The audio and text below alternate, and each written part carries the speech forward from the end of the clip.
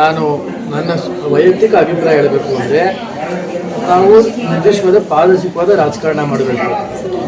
ಈ ನಮ್ಮ ಜಿಲ್ಲೆ, ನಮ್ಮ ತಾಲೂಕು, ನಮ್ಮ ರಾಜ್ಯ ಅಭಿವೃದ್ಧಿಪಡಿಸೋದೇ ನಮ್ಮ ಗುರಿ ಇರಬೇಕು.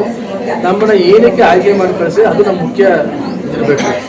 ಇಲ್ಲಿ ಸುಮ್ಮನೆ ಅವ್ರವ್ರ ವೈಯಕ್ತಿಕ ಇಟ್ಕೊಂಡು ಅವ್ರು ಹನಿ ಟ್ರ್ಯಾಪ್ ಮಾಡೋದು, ಆಮೇಲೆ ತಾವು ಸಿ ಎಮ್ ಆಗೋದಕ್ಕೋಸ್ಕರ ಇನ್ನೊಬ್ರನ್ನ ಯಾರು ರಾಜಕಾರಣಿಗಳನ್ನ ಈ ರೀತಿಯಾಗಿ ಅದು ಅವ್ರಿಗೆ ಕೆಟ್ಟ ಹೆಸರು ಬರೋ ರೀತಿಯಲ್ಲಿ ಈ ರೀತಿ ಹನಿ ಟ್ರ್ಯಾಪ್ ಮಾಡೋದು, ಅವನ್ನ ಇಂಡೈರೆಕ್ಟಾಗಿ ಬ್ಲ್ಯಾಕ್ ಮೇಲ್ ಮಾಡೋದು, ಕಂಟ್ರೋಲ್ ಇಟ್ಕೊಳ್ಳೋದು, ಇದೆಲ್ಲ ಒಳ್ಳೆಯ ಬೆಳವಣಿಗೆಗಳಲ್ಲ ಈ ಒಂದು ರಾಜಕಾರಣದಲ್ಲಿ. ಯಾಕೆಂದರೆ ರಾಜ್ಯದ ಜನರು ಅದನ್ನು ನೋಡ್ತಾ ಇದ್ದಾರೆ. ಇವತ್ತು ಯಾರು ಏನು ಸುಮ್ಮನೆ ಕೂತಿಲ್ಲ. ಇವತ್ತು ಈ ಕೆಟ್ಟ ವ್ಯವಸ್ಥೆ ನಮ್ಮ ಕರ್ನಾಟಕದಲ್ಲಿ ನಿಜವಾಗ್ಲೂ ಒಂದು ದುಸ್ಥಿತಿ ಅಂತ ಹೇಳಕ್ಕೆ ಬಯಸ್ತೀನಿ. ನಾನು ಇಷ್ಟು ಹೇಳ್ತಾ ನಾನು ಜಾಸ್ತಿ ಅನ್ನೋದ್ರ ಬಗ್ಗೆ ಹೆಚ್ಚಾಗಿ ಬಗ್ಗೆ ಹೆಚ್ಚು ಮಾಹಿತಿ ಇಲ್ಲ. ಈಗ ಅವ್ರವ್ರ ಪಕ್ಷದವರೇ ಅವರೇ ಒಬ್ಬರು ಮೇಲೊಬ್ರು ಕಿತ್ತಾಡ್ತಾ ಇದ್ದಾರೆ. ಈಗ ರಾಜಣ್ಣವ್ರನ್ನ ಯಾವ ಸಚಿವರು ಹೋಗಿ ಭೇಟಿ ಮಾಡಿದ್ರು, ಯಾರ್ಯಾರು ಕಾಂಗ್ರೆಸ್ ಹಿರಿಯ ಧುರೀಣರು ಕರ್ಕೊಂಡು ಭೇಟಿ ಮಾಡಿದ್ರು, ನೀವೇ ಮಾಧ್ಯಮಗಳನ್ನು ತೋರಿಸ್ತಾ ಇದ್ದೀರಾ. ಅದಕ್ಕೆ ಅದ್ರ ಬಗ್ಗೆ ಹೆಚ್ಚಿನ ಚರ್ಚೆ ನಾವು ಮಾಡೋಕ್ಕೆ ಇಷ್ಟಪಡಲ್ಲ. ಯಾಕಂದರೆ ಇಲ್ಲಿ ಒಂದು ವಿಷಯ ನಾವು ಅರ್ಥ ಮಾಡ್ಕೋಬೇಕಾಗಿರೋದು, ರಾಜಕಾರಣ ನೇರ ಮಾಡಬೇಕು. ಅದನ್ನು ಬಿಟ್ಬಿಟ್ಟು ಯಾರೋ ಈ ಒಂದು ನನಗೆ ಬಂದಿದ್ದ ಸಂಖ್ಯೆ 48-40 ಹನಿ ಟ್ರ್ಯಾಪ್ ಮಾಡಿದ್ದೀವಿ, ಅವರು ನಮ್ಮ MLAಗಳು ಮಾಡಿದ್ದೀವಿ, ಅದು ಮಾಡಿದ್ದೀವಿ, ಇವೆಲ್ಲ ಒಳ್ಳೆ ಸಂಪ್ರದಾಯ ಅಲ್ಲ ರಾಜಕಾರಣದಲ್ಲಿ. ಇಷ್ಟು ಹೇಳೋಕೆ ಸುಮ್ಮನೆ ಸರ್. ಈ ವ್ಯವಸ್ಥೆಯಲ್ಲಿ ನೋಡ್ರಿ, ನಾನೊಬ್ಬ MLC, ನಾನೊಬ್ಬ ಜನಪ್ರತಿನಿಧಿ. ಯಾರೋ SP ಯಾರ ಸುಜಿತಾ ಏನಪ್ಪ ಅವಳು SP, ನಾನು ಹೋಗಿ ಒಂದು ದಿನ ಆದರೂ ಕೂಡ ನನ್ನ ಕಂಪ್ಲೇಂಟ್ನ ನನ್ನ ಮನವಿನ ಸ್ವೀಕಾರ ಮಾಡಲ್ಲ, FIR ಮಾಡಲ್ಲ. ನಮ್ಮ ಪೆಟಿಷನ್ನ ನನಗೆ ಅನ್ಯಾಯ ಆಗಿದೆ. ಇಲ್ಲಿ ಇನ್ನು ನಮ್ಮ ಜನಸಾಮಾನ್ಯರು, ನಮ್ಮ ಜಿಲ್ಲೆ ಜನ ನಾವೇನ್ರಿ ಮಾತಾಡೋದು? ನಾವು ಕೊಟ್ಟಿದ್ದ ಕಂಪ್ಲೇಂಟೇ ತಗೊಂಡಿಲ್ವಲ್ರಿ. ಒಂದಿನ ಬೇಕು ಡಿಲೇ ಮಾಡಿದ್ರಲ್ರಿ.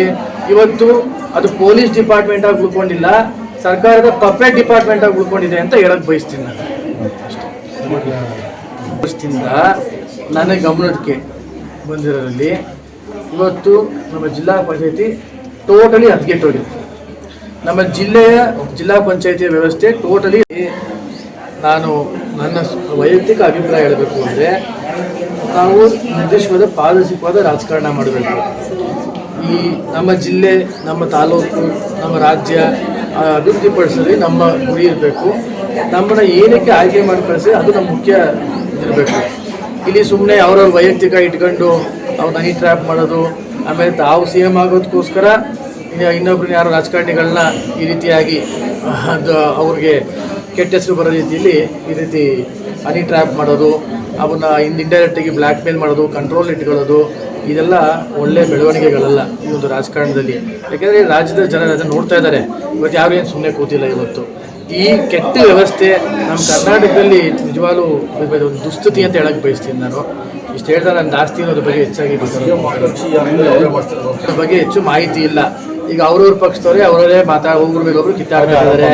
ಈಗ ರಾಜಣ್ಣವ್ರನ್ನ ಯಾವ ಸಚಿವರು ಹೋಗಿ ಭೇಟಿ ಮಾಡಿದ್ರು, ಯಾರ್ಯಾರು ಕಾಂಗ್ರೆಸ್ ಹಿರಿಯ ಧುರೀಣರು ಕರ್ಕೊಂಡು ಭೇಟಿ ಮಾಡಿದ್ರು, ನೀವೇ ಮಾಧ್ಯಮಗಳನ್ನು ತೋರಿಸ್ತಾ ಇದ್ದೀರಾ. ಅದಕ್ಕೆ ಅದ್ರ ಬಗ್ಗೆ ಹೆಚ್ಚಿನ ಚರ್ಚೆ ನಾವು ಮಾಡೋಕ್ಕೆ ಇಷ್ಟಪಡಲ್ಲ. ಯಾಕಂದರೆ ಇಲ್ಲಿ ಒಂದು ವಿಷಯ ನಾವು ಅರ್ಥ ಮಾಡ್ಕೋಬೇಕಾಗಿರೋದು, ರಾಜಕಾರಣ ನೇರ ಮಾಡಬೇಕು. ಅದನ್ನು ಬಿಟ್ಬಿಟ್ಟು ಯಾರೋ ಈ ಒಂದು ನನಗೆ ಬಂದಿದ್ದ ಸಂಖ್ಯೆ 48-40 ಹನಿ ಟ್ರ್ಯಾಪ್ ಮಾಡಿದ್ದೀವಿ, ಅವರು ನಮ್ಮ MLAಗಳು ಮಾಡಿದ್ದೀವಿ, ಅದು ಮಾಡಿದ್ದೀವಿ, ಇವೆಲ್ಲ ಒಳ್ಳೆ ಸಂಪ್ರದಾಯ ಅಲ್ಲ ರಾಜಕಾರಣದಲ್ಲಿ. ಇಷ್ಟು ಹೇಳೋಕೆ ಸುಮ್ಮನೆ ಸರ್. ಈ ವ್ಯವಸ್ಥೆಯಲ್ಲಿ ನೋಡ್ರಿ, ನಾನೊಬ್ಬ MLC, ನಾನೊಬ್ಬ ಜನಪ್ರತಿನಿಧಿ. ಯಾರೋ SP ಯಾರ ಸುಜಿತಾ ಏನಪ್ಪ ಅವಳು SP, ನಾನು ಹೋಗಿ ಒಂದು ದಿನ ಆದರೂ ಕೂಡ ನನ್ನ ಕಂಪ್ಲೇಂಟ್ನ ನನ್ನ ಮನವಿನ ಸ್ವೀಕಾರ ಮಾಡಲ್ಲ, FIR ಮಾಡಲ್ಲ.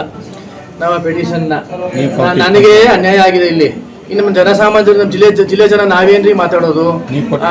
ನಾವು ಕೊಟ್ಟಿದ್ದ ಕಂಪ್ಲೇಂಟೇ ತಗೊಂಡಿಲ್ವಲ್ರಿ. ಒಂದಿನ ಬೇಕು ಡಿಲೇ ಮಾಡಿದ್ರಲ್ರಿ.